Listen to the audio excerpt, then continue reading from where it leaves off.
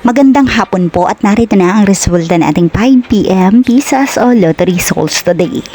Ngayong araw ng Thursday, March 26, 2026. At para po sa draw natin ngayon ay ang 3D Lotto at ang 2D Lotto. At para po sa Lotto more updates, pasubscribe na lang din po ako sa aking channel at pahit na din ng notification bell.